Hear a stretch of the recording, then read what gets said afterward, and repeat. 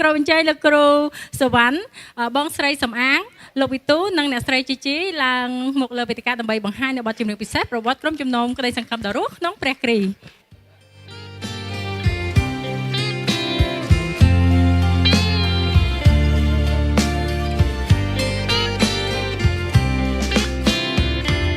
ឆ្នាំ1900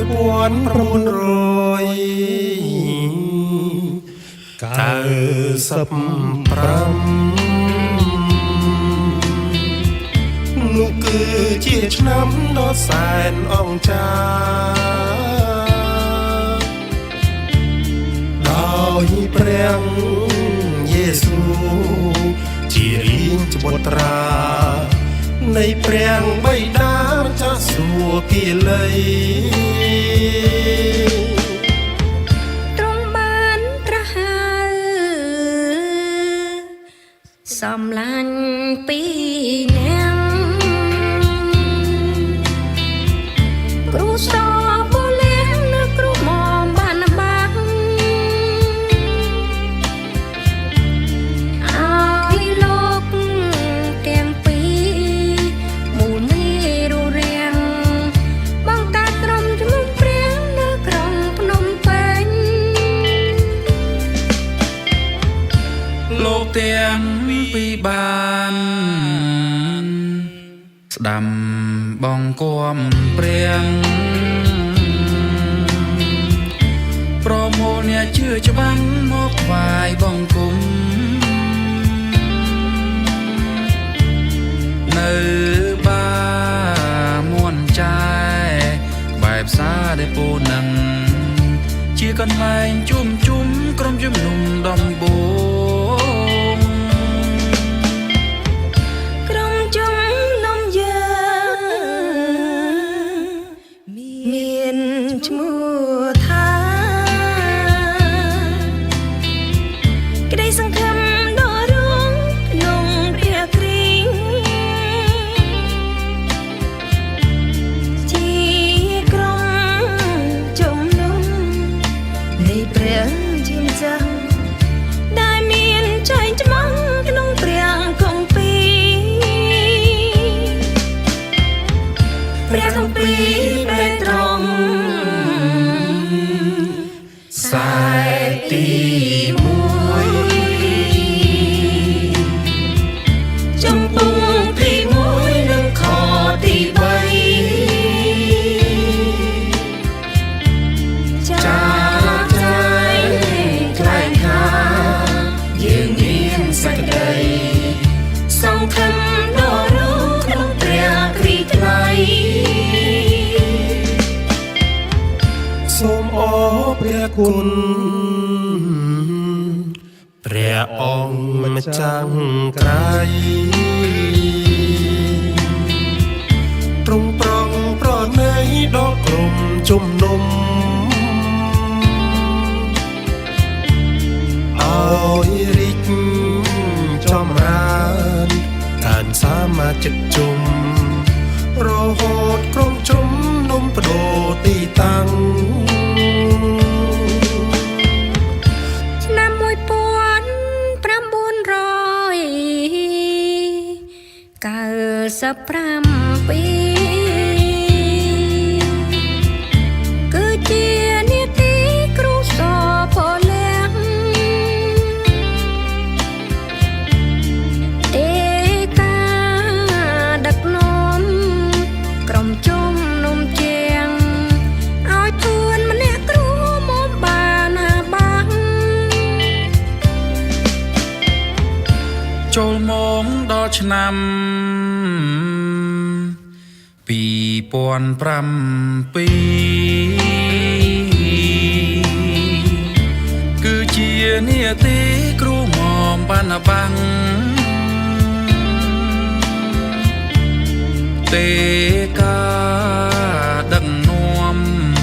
ក្រុមជំនុំព្រះឲ្យញ៉ាំងក្រោយជាងច្បាស់បន្តវេនគ្រូខំសានិត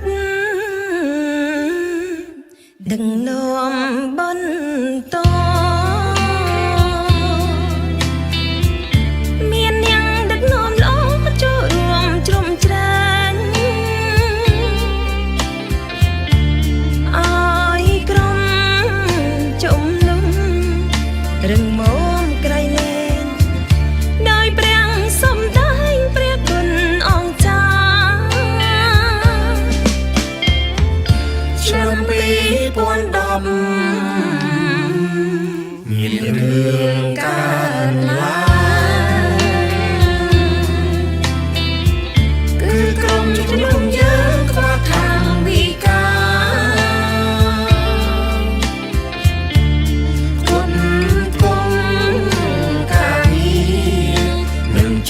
ស្លាកា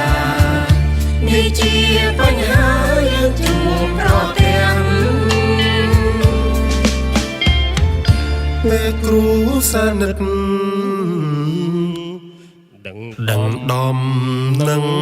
មីងលោកបានរត់រាំងពីអូស្ត្រាលីមកកម្ពុជាវិញឲ្យតននាទីនាំគ្នារួមអង្គិស្ថាននោះព្រះជាម្ចាស់ទ្រង់បានធ្វើការឲ្យមួយគ្រួសារស្មាចិនថ្វាយផ្ទះគឺគ្រូរស់សូជាតិនាងអ្នកស្រីផលីជាងលោកទាំងពីរនាងព្រមព្រៀងជាច្បាស់លោកទាំងពីរបានថ្វាយផ្ទាំងមួយផ្នែកទុកជាចំណែងយើងថ្វាយបង្គំដោយឥតគិតថ្លៃយើងក៏ជួបជុំជាក្រុមជំនុំរយៈពេល5ឆ្នាំរហូតមកដល់ឆ្នាំ2020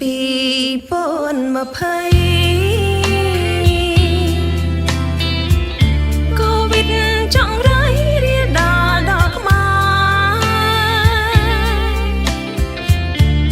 បីកុំបីកាពីអនុវត្តហោហែក្រុមជំនុំដែរលែងបានជួមជុំហើយព្រះអង្គចាំធ្វើការអង្គចាឲ្យមួយគ្រួសារស្ម័គ្រចិត្តថ្វាយដីគឺគ្រូបានសមននឹងចាញ់រយៈថ្លៃសម្រាប់ថ្វាយដីដល់ក្រុមជំនុំឆ្នាំ2021ជាឆ្នាំរុងរឿងព្រះបានដំកាងក្រុមជំនុំយើងឲ្យចាប់ផ្ដើមសងព្រះវិញ្ញាណឡើងដើម្បីដំកាងព្រះនាមព្រះអង្គក្រុមជំនុំទាំងអង្គរួមសងវាមានគ្រូគង់វាជាអ្នកដឹកនាំមានព្រឹទ្ធាចារ្យប្រព័ន្ធកិច្ចផងមកគ្នាគុតគង់សំដំណាំងព្រះក្រុមគ្នាថ្វាយដងវាយដោយស្មងទាំងបងប្អូនរួមក្នុងស្រុកក្រៅស្រុកដោយក្តីស្រឡាញ់និងពេញក្តីសុខដោយមានទំនុកទង់ចិនលើព្រះយើងចាំផ្ដើមសងព្រះវិថ្មីចាំងគ្រឿ